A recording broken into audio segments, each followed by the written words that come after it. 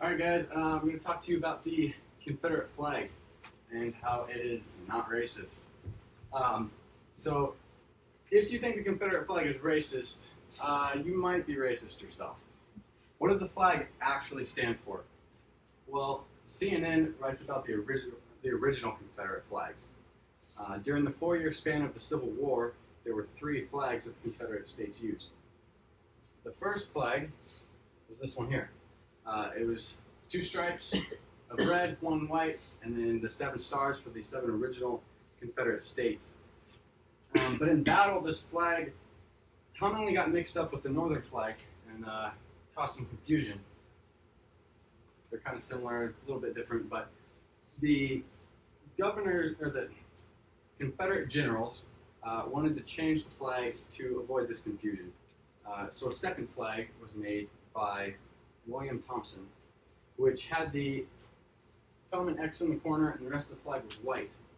But when this flag wasn't waving in the wind, it just looked white, and they thought they were surrendering.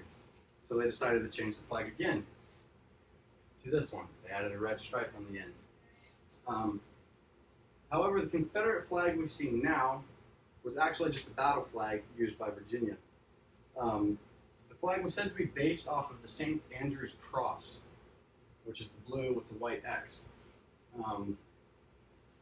This is now the Scottish flag, and St. Andrews was actually a Christian apostle that was said to be crucified.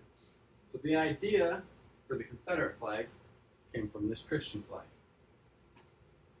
But some people have their own opinion. An unknown member of TrainWeb writes about the flag and asks specifically what is on the flag. Well, we got the same colors and stars like the flag we have now. His opinion for the X, though, is demonstrated by a kid in school. So a teacher asks a student to circle the correct answers and X out the wrong answers. He says the X, with the 13 stars, is the Confederate States saying they will not join the Northern Union. Cross us out of your union. Because the South practiced state rights, where each state had their own government, and they didn't think they should be ruled by the Northern government. They wanted freedom of state rights. So the flag came from men who were fighting for freedom from the North. They created their own flags for battle. And this is where the flag came from and what it was used for. John Koski says, after the war ended, some Confederate veterans started the KKK. The flag was not used by them in ritual in the 1860s and 1870s. It wasn't until the 1930s and 40s they decided to use the flag. So nearly 60 years after the flag was made is when these racist groups started to use it. The flag was not intended for this use, and these groups have misused the flag and given it a bad name. It is necessary to disclaim any connection of these flags to neo-Nazis, rednecks, skinheads, and the like. These groups have adopted this flag and desecrated it by their acts. They have no right to use this flag.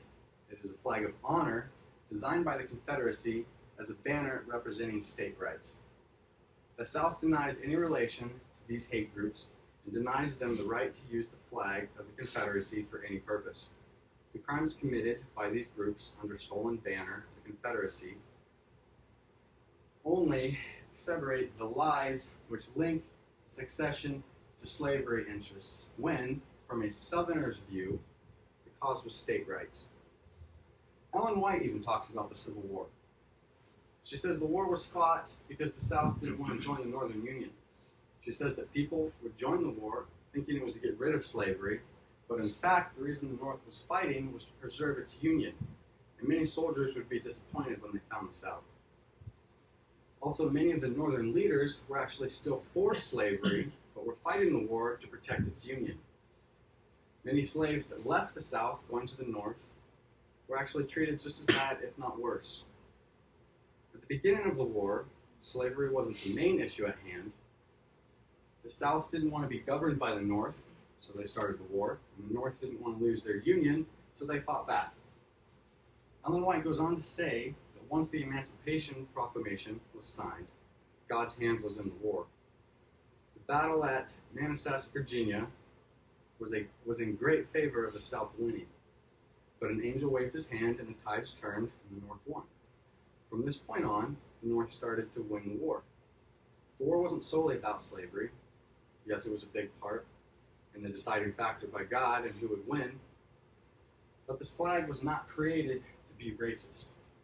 I think people need to rethink the reason they feel the flag has racist meaning, because it is a part of our history, and a lot of us have ancestors that fought for the South. It's a part of our heritage and should not be forgotten. Don't assume because somebody supports the flag, they're racist.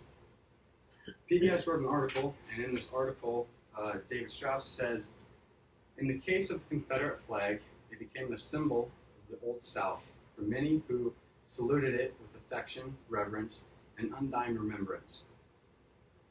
Now it has become a symbol of racism, since America cannot deal with the underlying sources of continued racism.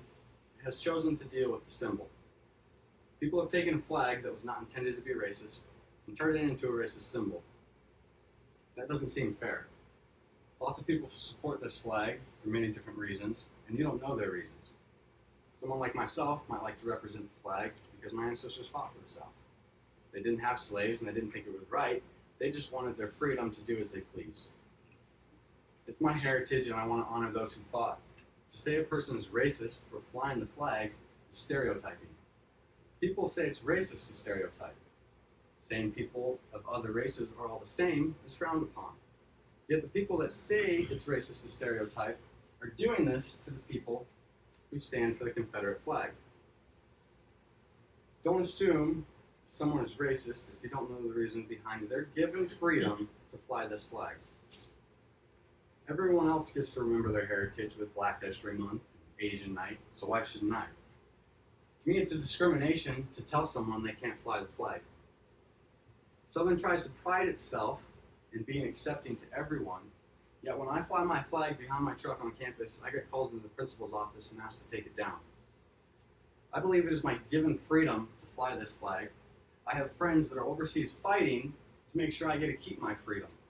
How dare anyone tell me I can't represent a big part of history by letting my flag fly? This flag is based on a Christian flag. It does not represent racism. The men who fought under it were fighting for freedom from the North. So I ask you to have an open mind about the person who represents those who fought and died for their freedom. Don't assume they are racist. By not judging a person and taking the time to find out why they represent this flag, you might be surprised at their reason. And this will help the person feel like they can take pride in something they believe in without the fear of being called a racist. Remember, not everyone who represents the Confederate battle flag is racist. So I ask you to take the time, ask a person what their reason is. Please don't stereotype, don't make assumptions. Like we're asked to do with all types of races, have an open mind. Thank you guys.